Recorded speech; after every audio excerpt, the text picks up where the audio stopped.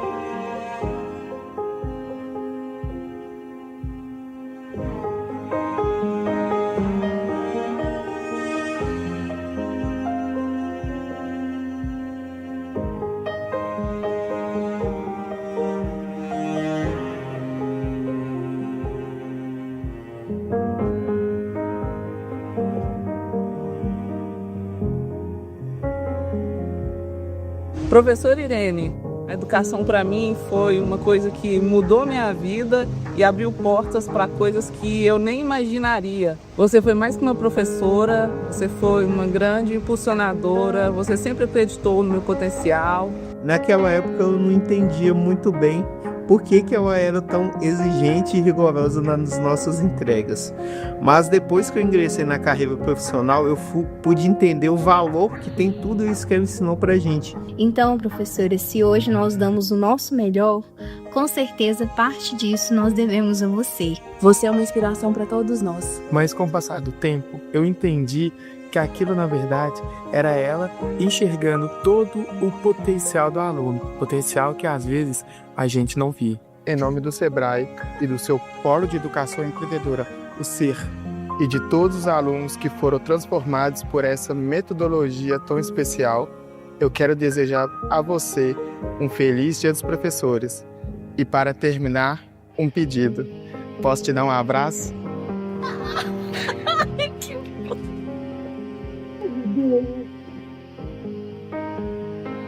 Cada um que passou, eu tenho muito, muito orgulho. É isso que faz a gente levantar cedo. É vendo o tanto que vocês voam, viu? É muita felicidade uma pessoa só, viu? É mesmo. Fiquei, nossa, assim, você não tem noção da minha felicidade, sabe? É como se eu fizesse uma retrospectiva em todas as salas de aula que eu passei. E às vezes a gente não tem a noção do que você pode causar na vida de uma pessoa.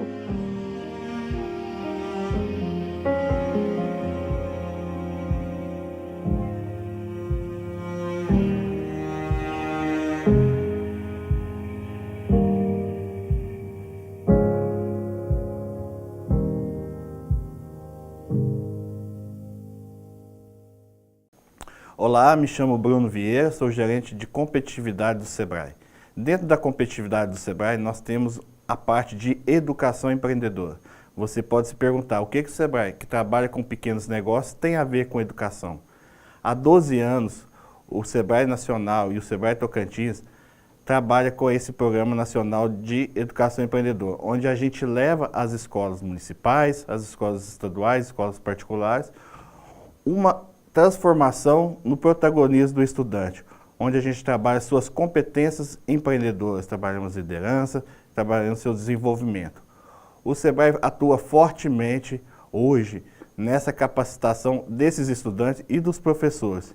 Então, você, professor, você aluno que não conhece esses trabalhos, procure o Sebrae, as escolas, secretarias de educação municipais, a secretaria estadual é parceira, o governo do Tocantins é parceiro do Sebrae, então a gente conta muito com essa parceria para poder levar esse protagonismo dos estudantes a todo o Brasil, a todo o Tocantins.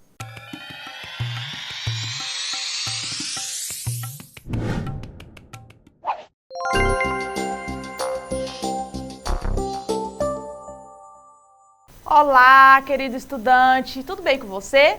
Estamos ao vivo aqui do Centro de Mídias para uma aula muito especial. Qual é? Um aulão SAEB. Tenho certeza que durante todo esse ano, principalmente agora, né? A partir do 3º e 4º bimestre, o seu professor tem trabalhado com você bastante sobre isso, sobre a sua prova SAEB.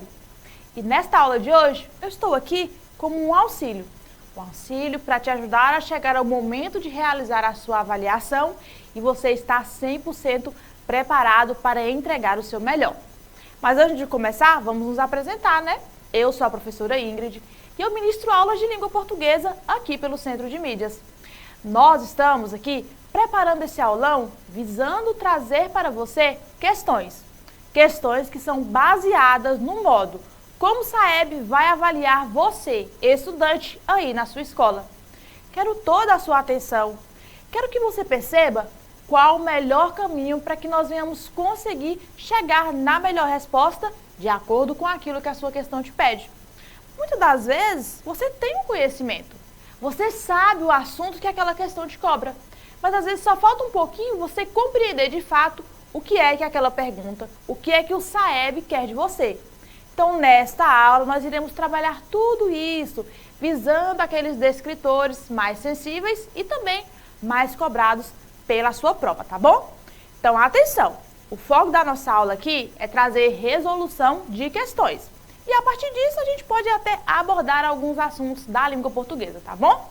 Só que antes de a gente começar aí essas análises textuais, eu quero só trazer uma introdução para você do que de fato é a sua prova SAEB e qual a importância ela possui na sua caminhada como estudantes. Vamos lá entender? Então, o SAEB, né? Essa aula a gente está voltada para a 3ª série, você aluno da 3ª série é quem está estudando, e eu quero te explicar o que é o SAEB. Ele é o Sistema de Avaliação da Educação Básica no Brasil. Então, SAEB é uma sigla, né? Para toda essa expressão aqui. Qual é o objetivo dele? É trazer, né, um conjunto de avaliações externas em larga escala que vai permitir ao Instituto Nacional de Educação e Pesquisa realizar um diagnóstico da educação básica brasileira e de fatores que podem interferir no desempenho do estudante. Então, observe bem, quando chega essa prova aí na sua escola, não é apenas você que está sendo avaliado, mas a maneira como a sua escola e o seu estado, que no nosso caso é o Tocantins, tem entregado esse conhecimento para você aí, aluno, dentro da sala de aula. Então, por mais que muitas das vezes, eu sei, é cansativo, nós temos resistência com essas avaliações, mas eu preciso que você dê a devida importância para a sua prova SAEB. Por meio dela, de fato, nós conseguimos aí não só avaliar você enquanto estudante, mas também trazer melhorias, observar o que é que de fato o estudante necessita dentro da sala de aula para aprimorar a educação para você, tá bom? Então, sem mais delongas, nós iremos começar a nossa resolução de questões. O SAEB ela é uma prova, como eu acabei de falar para você, que ela aí traz uma avaliação de larga escala. Então, os mais diversos tipos e gêneros textuais são abordados, já que nós estamos falando aqui de língua portuguesa, né? A base para toda resposta que você for colocar em uma questão sempre será um texto. Então, eu selecionei diversos tipos e gêneros textuais para que você consiga observar bem comigo, me ajudar aí a responder as questões e a gente tirar dúvidas.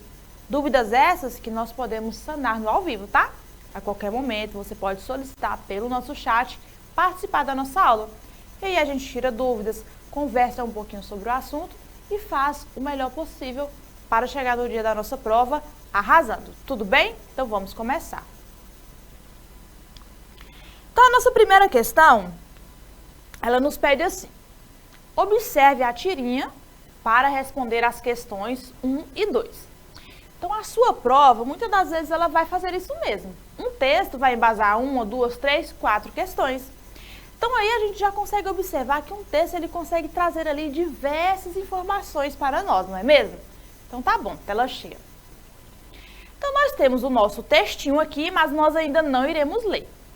Sempre que você for realizar uma questão, eu tenho uma dica para você que já vai ajudar você a otimizar ali o seu tempo em realizar ali aquela questão. O seu primeiro passo não tem que ser observar o texto. O seu primeiro passo precisa ser ir até o comando da questão e identificar o que essa questão te pede. Porque, por exemplo, muitas das vezes a sua prova ali pode trazer um artigo de opinião que tem 5 parágrafos, ou seja, é um textão, né? Para uma prova é um textão. Só que a sua questão vai pedir unicamente que você analise um certo trecho. Veja, se você não for primeiro até aquela questão e saber o que ela exige de você, você vai acabar perdendo tempo lendo aquele texto. E olha, quando estamos realizando provas, avaliações, tempo é algo precioso aí para que a gente consiga de fato ter efetividade naquele momento. Então, quando você não observa a primeira questão e às vezes perde tempo lendo o texto, aí vai para a questão para compreender o que ela quer, aí você vai querer voltar para ler o texto, você perdeu tempo, sua cabeça, né, já se encheu de mais informações que às vezes serão desnecessárias no caso de realizar provas. Então, sempre, o seu primeiro passo será ler o que a questão te pede.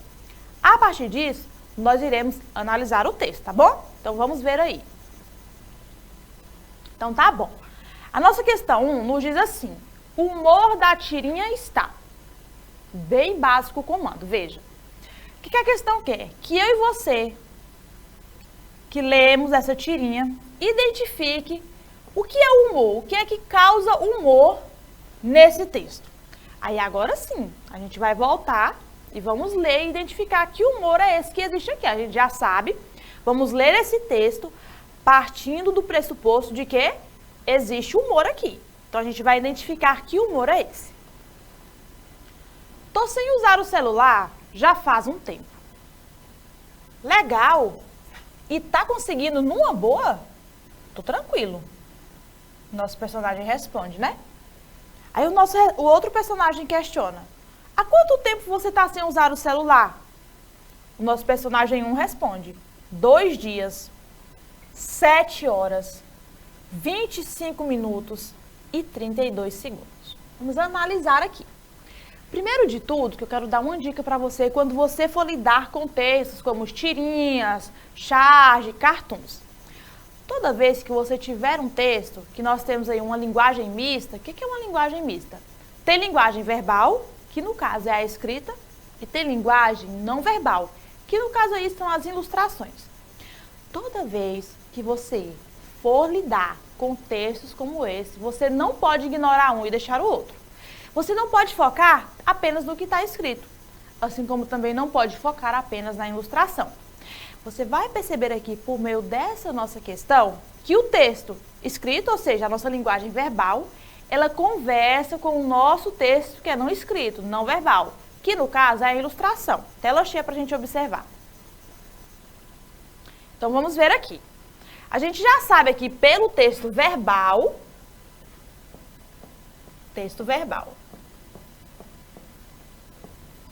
que está ocorrendo um diálogo entre 2 personagens, não é mesmo? Perfeito. E aí eles estão falando sobre essa pessoinha aqui, ó, que tem aí essa xuxinha vermelha no cabelo. Eles estão falando que essa pessoa ela está aí sem usar celular. Por algum motivo, ela decidiu não utilizar o celular durante um tempo. Perfeito. A partir disso, inicia-se aí esse diálogo deles, né? Conversando sobre como está sendo a experiência da nossa personagem 1 sobre não utilizar o celular. Então, elas vão conversando, dá um questionamento aí. Veja aqui, nós temos aqui, no rostinho dela, expressões que foram colocadas propositalmente aí, né, por quem produziu essa tirinha. Observe que ela tem um olho arregalado. E a gente já vai partir do pressuposto de que não é normal uma pessoa ter o olho tão arregalado, né? Veja que aqui no olhinho dela tem uma expressão de cansaço quando ele faz aqui esse puxadinho, né? Por fim, olha aqui. No último quadrinho, ela ficou verde. Ela tem aqui, ó, respingos que dá a ideia de que essa pessoa ela tá suando. Aí a gente entende, vai lá conversar com o texto, perceba. Ela diz que tá tudo tranquilo sem usar o celular. Só que você percebe que não é isso que a expressão facial dela traz? Que quando o autor, ele coloca aí essa cor verde na personagem, essa personagem aí, ó, jogando suor para todo lado. Não é isso que de fato ela está transmitindo, que a boca dela está falando, não é isso que o corpo dela fala? Então perceba que o nosso humor está aí. Ela diz que está tranquila sem usar o telefone. Contudo, ela sabe até há quantos segundos ela não usa o telefone. Isso não demonstra que há uma certa ansiedade, que de fato esse tempo todo que parece que ela já está em sofrimento, porque 2 dias aí parece que está sendo o fim do mundo para ela, não é? Pelas expressões que o autor colocou na ilustração. Você percebe que de fato o que ela está dizendo não vai de acordo com o que seria uma verdade? Que de fato ela não está tranquila? Que nesse pouco tempo, apenas 2 dias ali, né, algumas horas e 27 segundos, já estão deixando essa personagem mal por não usar o celular, demonstrando que ela tem um certo vício? Então a gente vai analisar agora na nossa questão 1, se tem alguma alternativa que vai tratar sobre isso, tá bom? Tela cheia. Letra A. O humor está na surpresa da personagem, que descobre que passou muito mais tempo longe do celular do que imaginava. Essa resposta aqui tá legal. A gente vai colocar aqui uma setinha para ela, porque não vou descartar, mas também ainda não vou marcar como a nossa resposta. Por quê? Aqui vai outra dica para você. Quando você vai responder questão de qualquer avaliação, às vezes a gente acaba ali, né, vendo uma resposta que acredita ser a verdadeira, marca e nem analisa o resto. Não faça isso, você vai perder ponto.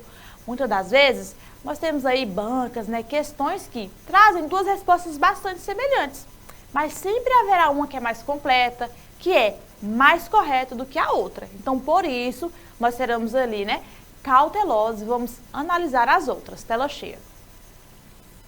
A letra B diz: na contradição entre o que o personagem afirma e o que ele revela em seguida sobre o tempo real longe do celular.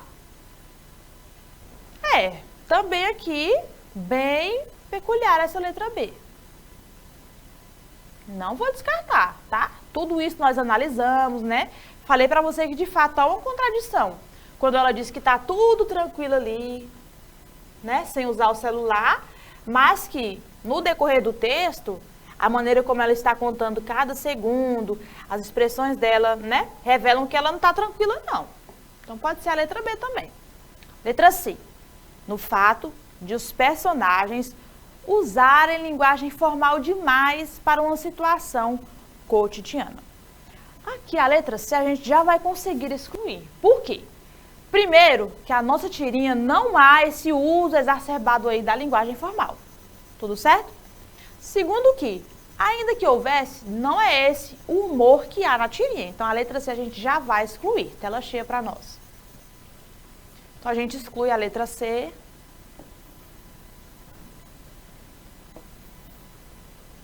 Letra D.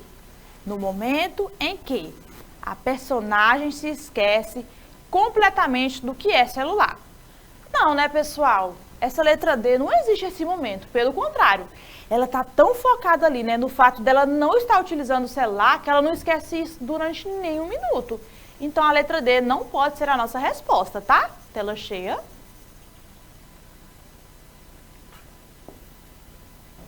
E letra E, em mostrar personagens que vivem em um mundo sem tecnologia. Não pode ser também a nossa resposta. A nossa tirinha não traz essa perspectiva, tá? Então aqui, nós estamos entre letra A, na surpresa do personagem que descobre que passou muito mais tempo longe do celular do que imaginava. E letra B, na contradição entre o que o personagem afirma e o que ele revela em seguida sobre o tempo real longe do celular. Eu, a sua professora, eu vou de letra B. Não sei ainda se essa é a resposta. Eu vou trazer um gabarito para você mais adiante. Mas por que eu vou na letra B e não na letra A? A letra A, ela traz ali inicialmente que há uma surpresa desse personagem em descobrir que está tempo demais longe do celular. O que não é verdade. Ela não está surpresa, não. Como nós falamos, eu vou repetir. Lemos a linguagem verbal e lemos o que é a linguagem não verbal no texto. Pela linguagem não verbal, principalmente, nós percebemos que ela está muito focada no tempo que ela está sem o celular. Está tão focada que ela sabe até os segundos em que ela está sem usar o celular. Então, não há surpresa no personagem. Tela cheia. Então, a nossa resposta será a letra B. Exatamente, tá vendo?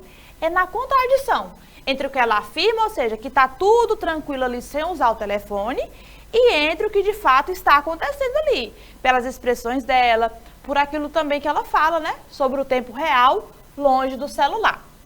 E aí, conta pra prof, o que vocês acharam da nossa resposta? O que vocês acharam dessa questão? Um pouquinho complicada, né? Pode trazer uma certa confusão. Mas esse é o modo de avaliar você, estudante que está na terceira série. Você vai concluir já o ensino médio. Precisa estar nesse nível aí de resolução de questões, tá? Qualquer dúvida pode ir nos perguntando. Aí, nós temos a nossa questão 2, que também é relativo ao texto da tirinha. Tela cheia pra gente ler. 2. Na tirinha, há o uso predominante da linguagem. Olha, ele quer saber qual linguagem está sendo explorada ali pela tirinha. Você sabia que existe aí, dentro da língua portuguesa, diferentes formas de nos expressarmos utilizando a língua? A isso nós conhecemos ali, né, como tipos de linguagem. E dentro de todas essas opções, existem linguagens que são prova da língua portuguesa. Tela cheia. Então, antes de analisar o texto, vamos pensar aqui. O que é a linguagem formal? A linguagem formal é uma linguagem que é explorada em que se busca eliminar desvios da norma padrão.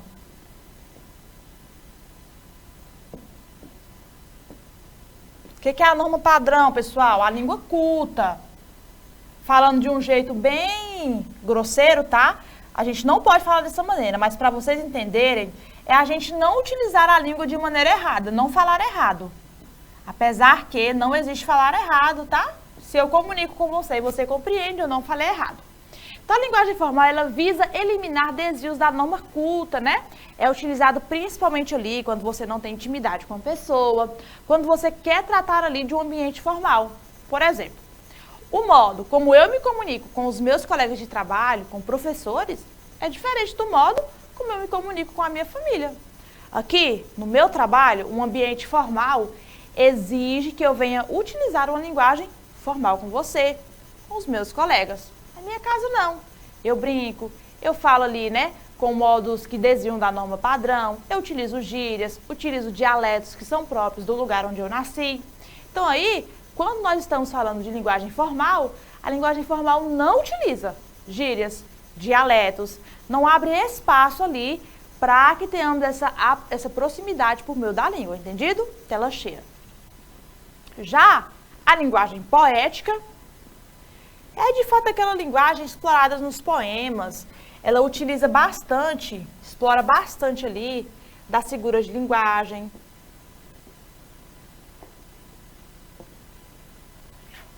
Explora figuras de linguagem. Busca, né? Falando mais uma vez de maneira grosseira, busca enfeitar a língua. Falar ali, né, por meio de metáforas, para fazer com que de fato o ser humano pense por meio o quê? Da poesia, do poema. A linguagem coloquial já é essa linguagem aí que você utiliza no dia a dia. Gírias, dialetos. Por exemplo, eu sou de uma cidade do nosso estado chamada Arraias. Às vezes, quando a gente vai falar que uma pessoa está bêbada, lá na nossa cidade, qual é o dialeto muito utilizado? Que a pessoa está chilada. Então você entende que a depender das regiões, tanto do nosso estado, Tocantins, quanto do nosso país, há diferentes formas de nos expressarmos, de nos referir a alguns fenômenos, situações, objetos e assim por diante. Então a linguagem informal, a linguagem coloquial, né, ela nos permite explorar esses recursos da língua. Algo que, como eu falei para você, a linguagem chamada formal não nos permite. Tela cheia. A linguagem científica são dialetos próprios ali dessa área. Então vamos supor que você é um pesquisador em educação. Você utiliza junto com os seus pares, ou seja, pessoas que trabalham ali com você, que estão desenvolvendo pesquisas e assim por diante, uma linguagem científica. Palavras que é própria desse mundo de quem pertence àquilo. Isso vai ali para professores, para medicina, para biologia, para qualquer área que desenvolva pesquisa, desenvolva ciência, existem linguagens que são próprias delas e que só pessoas desse grupo conseguem entender o que está sendo falado, certo? Tela cheia para nós. E por fim, nós temos a linguagem técnica, bastante parecida com a científica. Também vai explorar palavras próprias daquela área.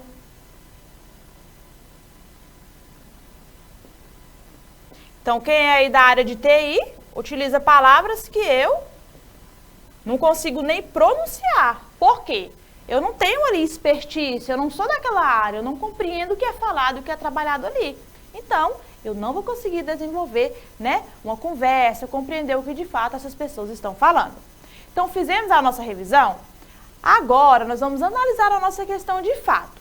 O que é que o nosso texto, a nossa tirinha explora? Qual dessas linguagens a nossa tirinha está explorando? Vamos lá, tela cheia.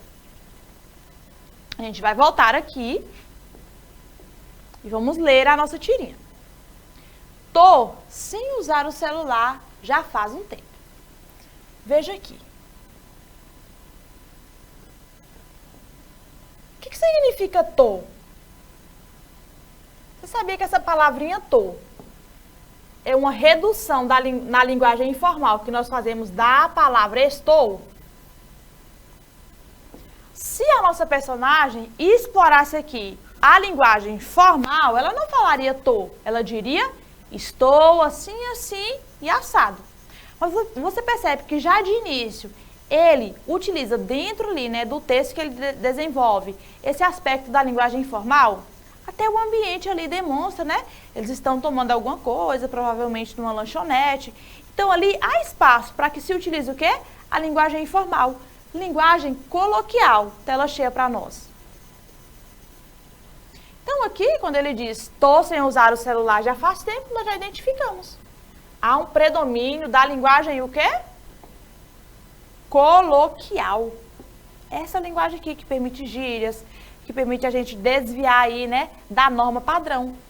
Então, letra C é a nossa resposta correta. Eita, que só em duas questõezinhas aí, né, a gente já teve bastante tempo, já explorou muita coisa. Tá vendo? Como a SAEB, ele visa aí trazer uma avaliação macro, uma avaliação que vai em muitos aspectos aí, do que você tem visto ao decorrer do tempo dentro da sala de aula.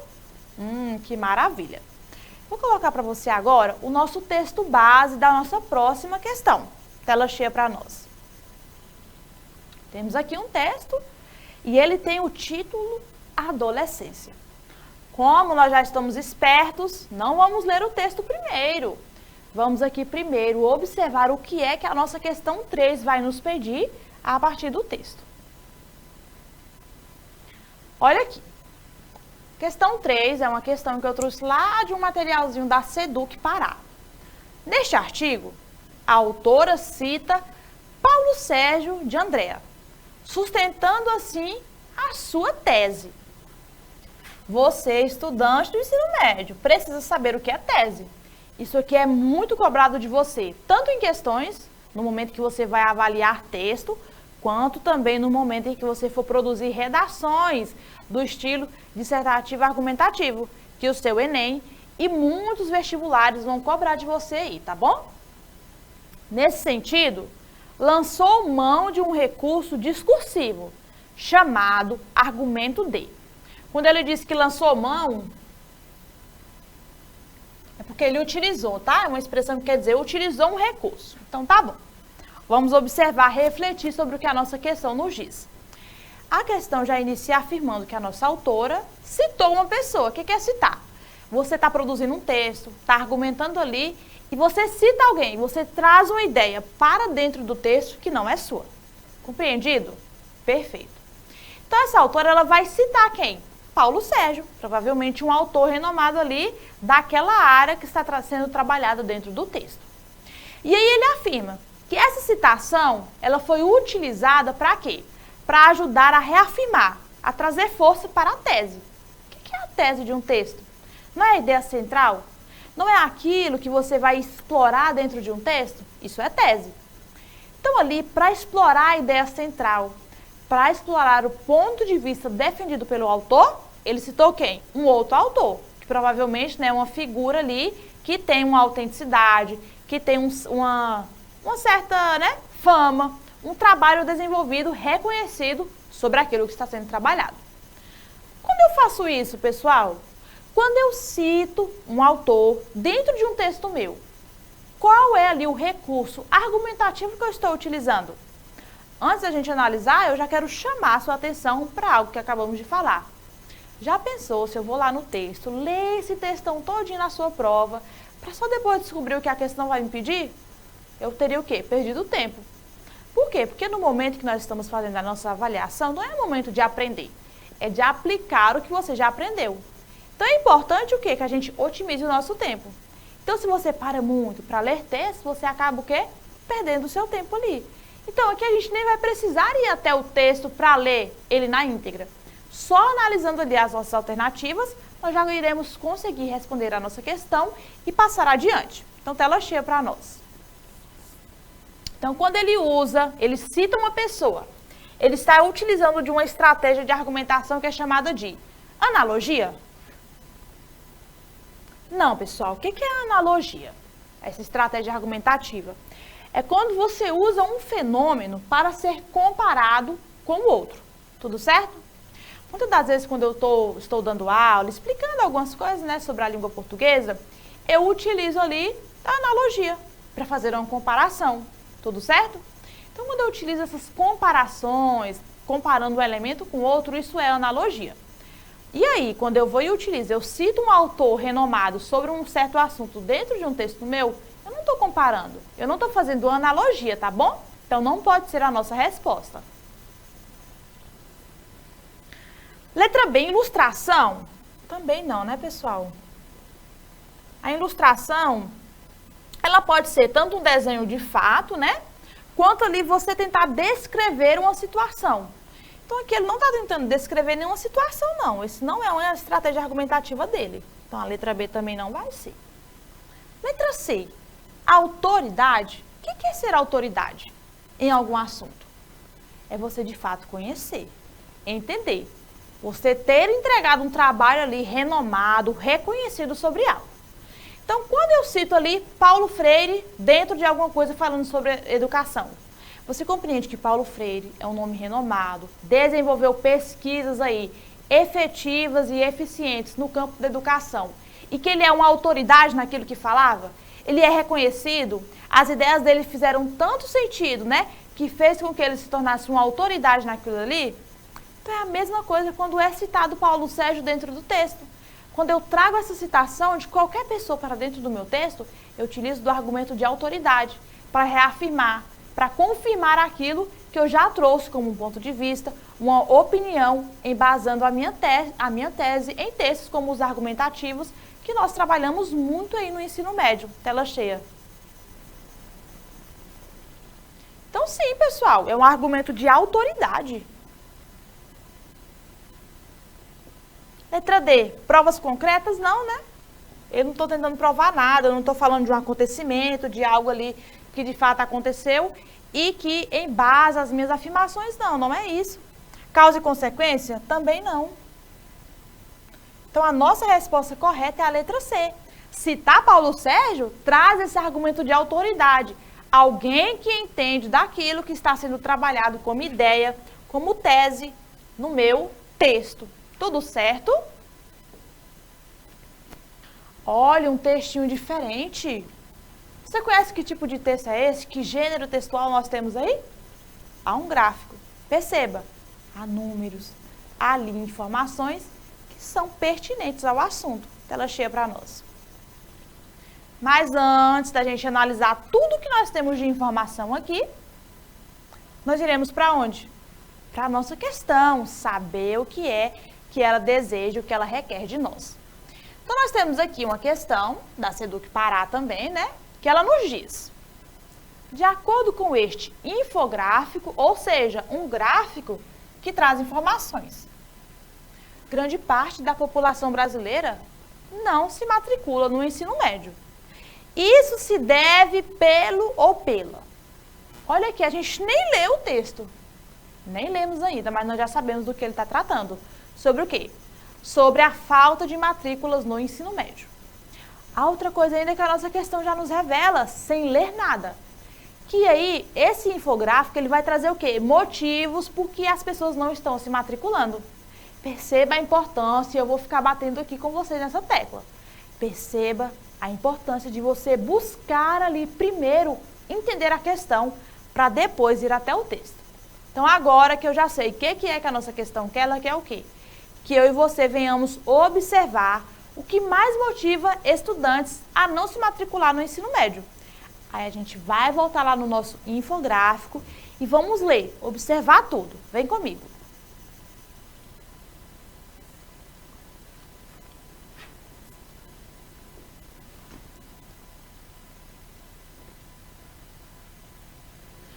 O nosso infográfico, ele tem o seguinte título.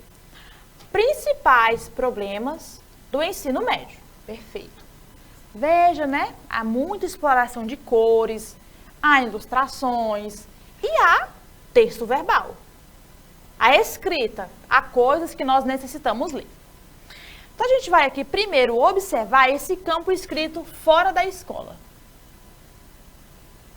Tá vendo? Ele tem uma cor diferente, então significa que aqui tem informações pertinentes a um assunto, que no caso é fora da escola. Ele está dividido por uma linha pontilhada.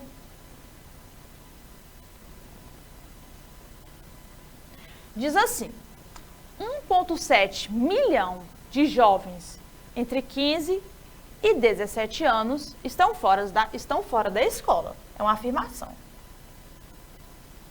Aí aqui nós temos esse círculo dividido por cores diferentes. Laranja, verde, amarelo e um azul escuro. Tudo certo? Perceba, para cada cor nós temos o quê? Uma espécie de seta que chega até ela trazendo a informação. No caso da cor laranja, diz que 40,3% dos estudantes estão fora da escola porque há uma falta de interesse. Essa informação é muito importante para nós. No campo verde, na setinha que está sendo ligada ao verde, diz que 27,1% dos estudantes têm necessidade de trabalho e geração de renda. Então, por isso que eles estão fora da escola, porque precisam trabalhar. Aqui no campo amarelo, olha que a setinha ligando ao campo amarelo. Nós temos a seguinte informação. 10,9% tem dificuldade de acessar o que, pessoal? A escola. Então, um terceiro motivo apresentado. Há uma dificuldade. Aí há muitas questões, né? Às vezes é transporte, às vezes a casa é muito longe, às vezes a criança não tem alimento, então ela não consegue ir para a escola. Existem muitos motivos para que alguém não vá à escola. E ligado ao nosso azul escuro, a outra informação. 21,7% são por outros motivos, né? Totalizando o quê? 100% esses números aqui. Interessante. Então, aqui, 4 motivos do porquê uma criança não vai à escola é apresentado para nós, percebeu? Evasão, falta ali de apoio para conseguir ir à escola, necessidade de trabalhar e, por fim, né, quando a criança de fato ela não quer, ela não tem o seu interesse despertado para que ela queira ir para a escola, frequentar aquele ambiente. Tela cheia para nós. Então, vamos ver se há aqui outras informações importantes. Aí aqui, a partir disso, de cada número que ele trouxe, ele vai explicando, né, sobre a evasão, sobre o que é esse déficit de vagas, que também muitas das vezes atrapalha, né? Principalmente na creche, tá, pessoal? Quem é aí da educação sabe que muitas das vezes a creche é um ambiente em que mais há esse déficit de vagas. Crianças esperam muito tempo para conseguir acessar, né? Tem aqui a motivação da falta de professores, o baixo desempenho e o baixo investimento. Então, ele vai trazendo informações complementares que embasam o quê? Esses números aqui que nós trabalhamos. E é o que importa para a nossa resposta. Perfeito. Aí a gente vai aqui observar as nossas opções. Letra A. Por que grande parte da população brasileira não se matricula no ensino médio? É pelo déficit de vagas? Aí você tem que voltar no texto. Aqui, pessoal, esse déficit sendo falado dentro dessa caixinha de fora da escola? Não. Então, aqui, por hora, a letra A não é a nossa resposta. Letra B. A indiferença dos alunos?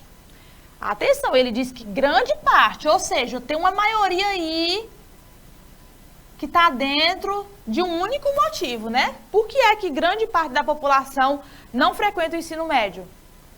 Qual é aqui, pessoal, o maior número que nós temos? 40,3% da população. Já é quase metade da população de estudantes, não é mesmo? Então, esses 40,3% não frequenta a escola por quê? Segundo as informações do nosso infográfico, falta de interesse. Por que que alguém não tem interesse de frequentar a escola? Há muitos motivos por trás disso, né? Que infelizmente o nosso tempo não nos permite discutir, mas pode ser até objeto aí de uma prova, de uma avaliação para você no Enem, no vestibular. Fique atento a isso, tá? Tela cheia para nós. Então aqui, o maior motivo apresentado é o quê? A falta de interesse. 40,3% não frequenta a escola por quê? Há uma indiferença. Alguma coisa faz com que esse estudante esteja indiferente às aulas. Letra C, falta de professor? Não, não é apresentado aqui, né? Dentro dos nossos números, essa falta de professores como motivo. Então, a gente risca. Letra D, necessidade de trabalhar? A necessidade de trabalhar também tem uma grande fatia dessa motivação, 27,1%. Contudo, ela não é ali a nossa grande parte, né? Então, a gente risca. Letra E, baixo investimento do governo. O baixo investimento, ele não é citado aqui, né? Pode ser que ele está dentro de outros motivos, que abarca 21,7%. Então, aqui, o que mais faz com que grande parte da população brasileira não se matricule no ensino médio é o quê? Indiferença dos alunos, que aí tem motivos estruturais para que isso aconteça na nossa sociedade. Tudo certo? A nossa questão 5, ela vai ser embasada em um poema. Aí, por enquanto, que a professora vai só tomar uma aguinha aqui, eu vou deixar vocês aí durante 1 minuto, analisando rapidamente esse poema. Fugindo do nosso padrão, por quê? Só porque eu preciso fazer essa pausa, tá? Mas sempre lembrando, primeiro a gente vai para a questão, para depois ir para o texto. Só nesse momento que faremos diferente, tá? 1 minutinho e eu volto.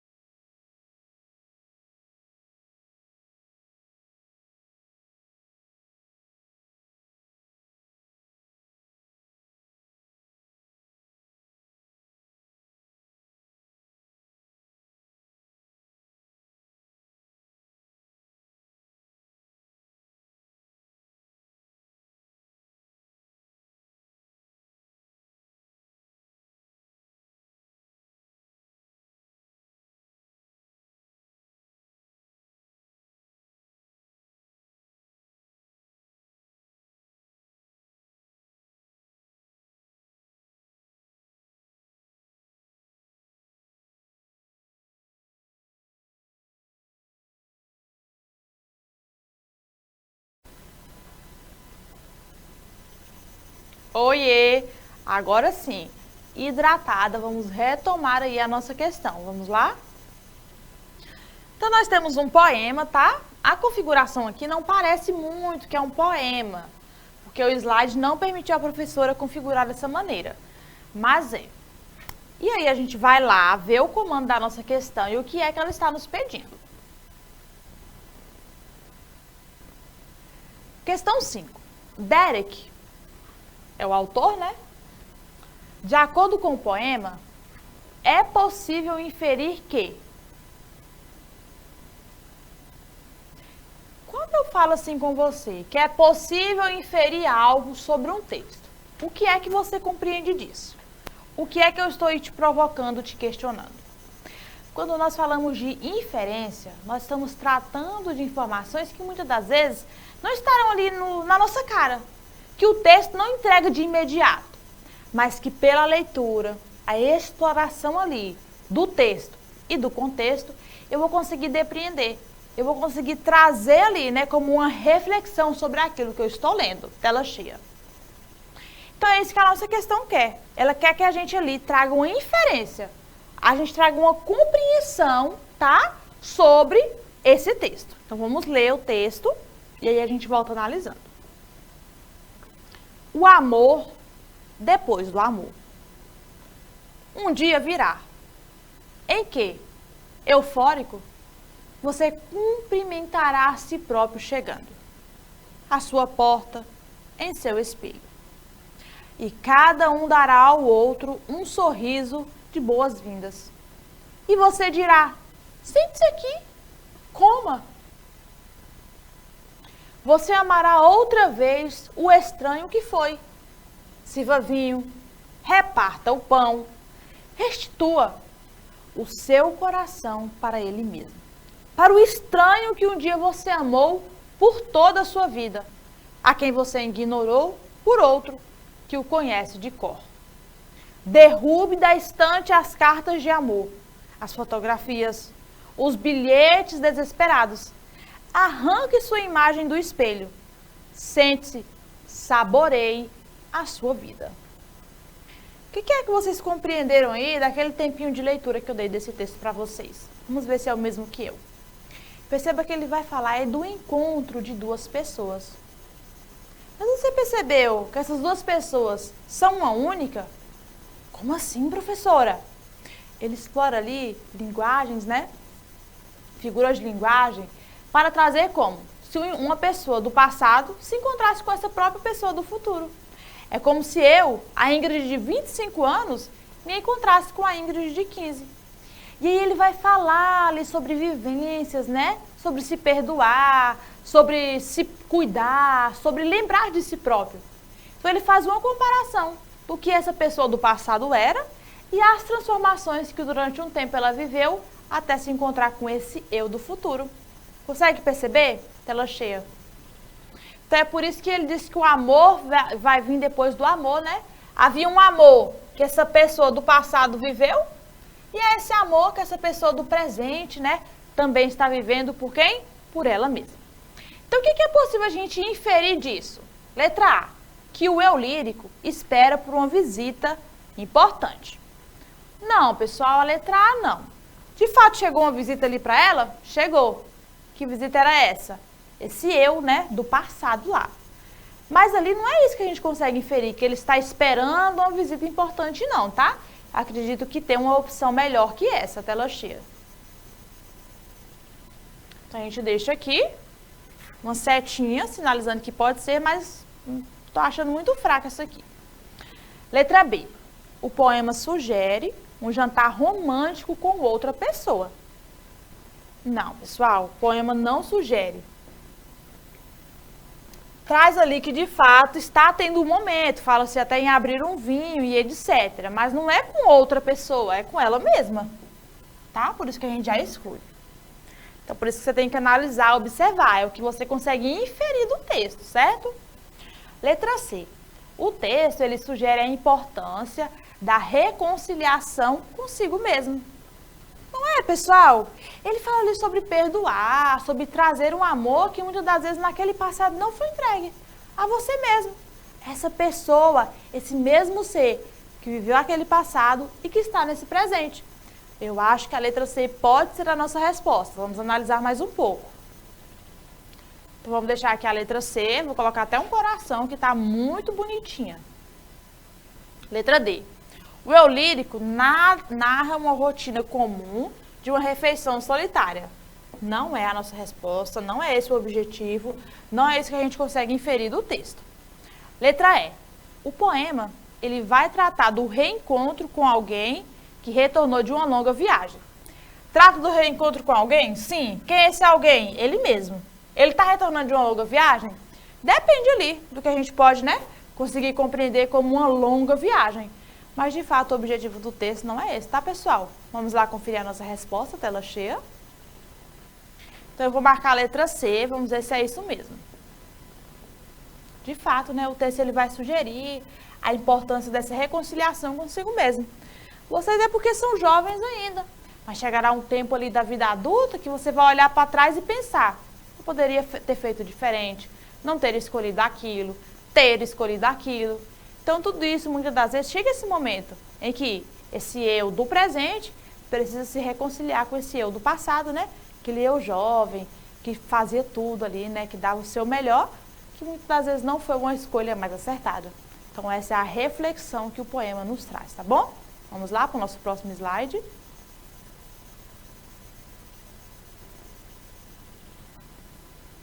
Então, nós estamos na nossa questão 5.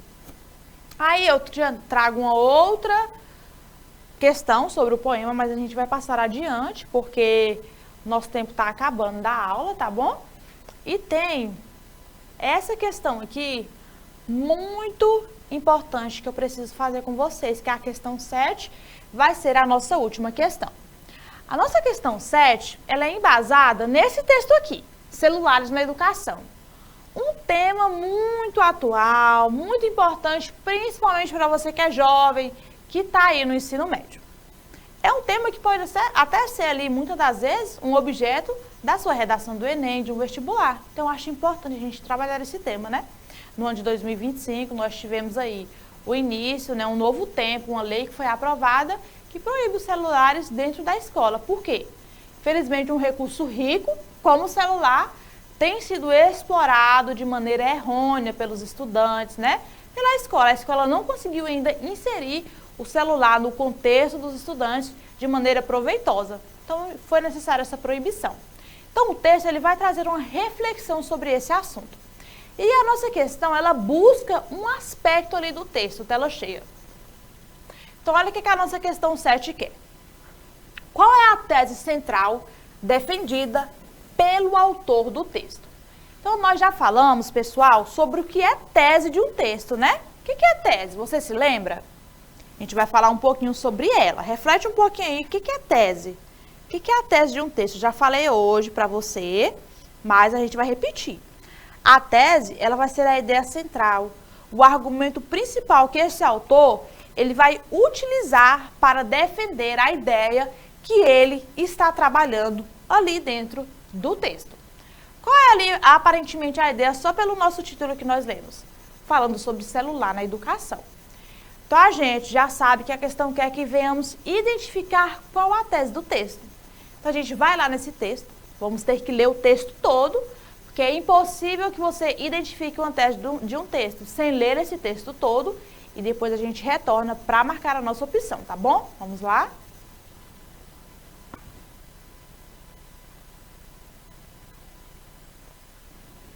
Celulares na educação.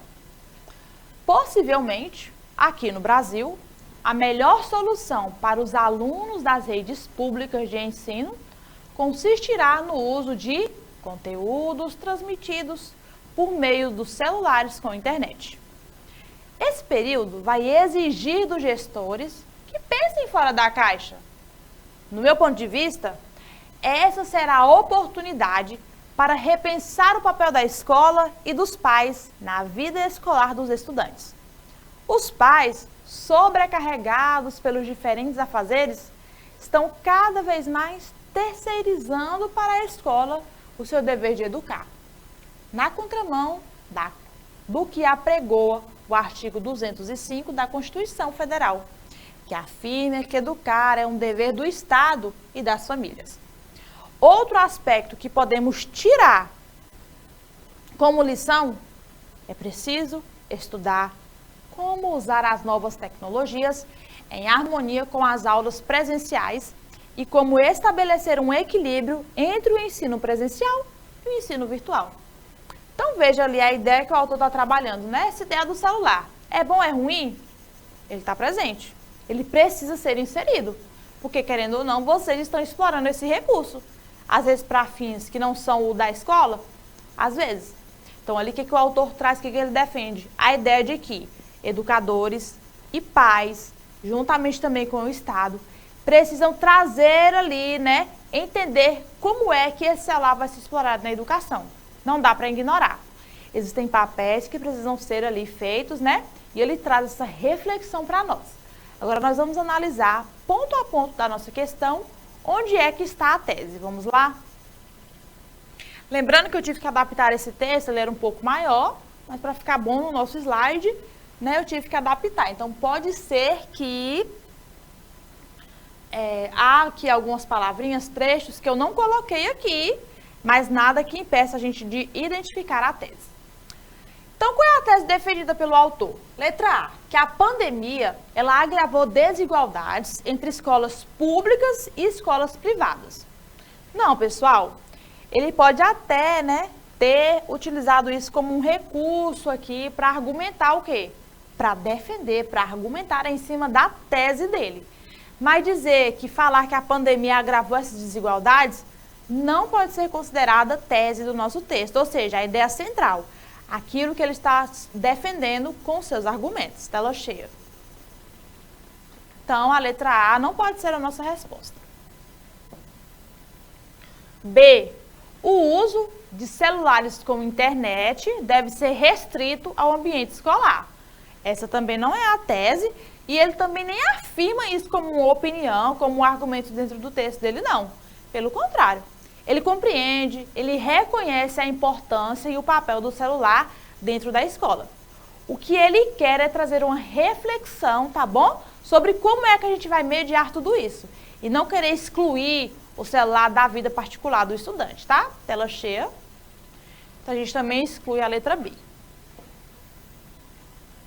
Letra C. O ensino presencial deve ser completamente substituído pelo virtual. Errado, nem vou perder tempo falando sobre isso aqui, porque ele não diz isso de maneira alguma.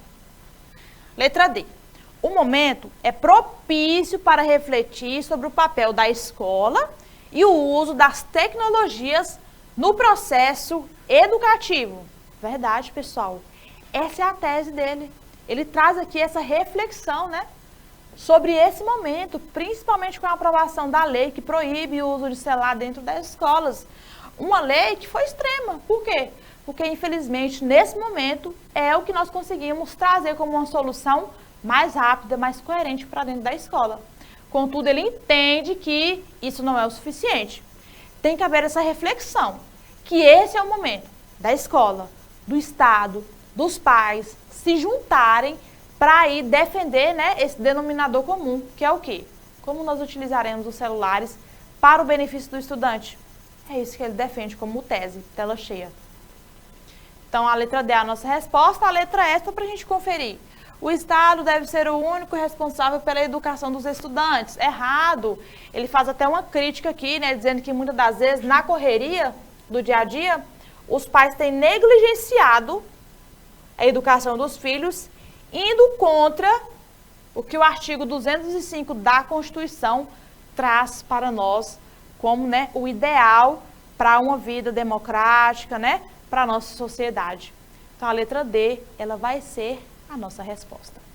Havia ali, né, mais 4 questões que eu tinha preparado, mas, pessoal, o tempo voa e o nosso tempo acabou, né? Eu tinha um tempo aí de 1 hora para dar aula para vocês, nós já estamos em 56 minutos de aula, que maravilha, né? Significa que rendeu, que foi bom, que nós conversamos bastante e que eu consegui explorar com vocês aquilo que era necessário para a sua prova. E aí eu deixo esse recadinho para você, te desejando uma excelente prova, tá bom? dê o seu melhor, se entregue, faça aquilo que você consegue. Não vá ali, não negligencie, tá bom? A sua prova, porque ela é muito importante. Importante para entender a que ponto a nossa educação está conseguindo chegar e importante para que o nosso estado, né, o nosso país consiga continuar a investir em educação. A educação, ela transforma vidas. Nunca se esqueça disso. Parece clichê, eu sei, mas a minha foi transformada pela educação.